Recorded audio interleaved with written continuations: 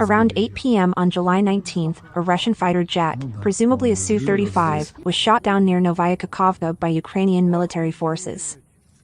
The fighter was trying to attack the Ukrainian Air Force attack aircraft. There is visual confirmation of the shooting down of the plane. The pilot ejected.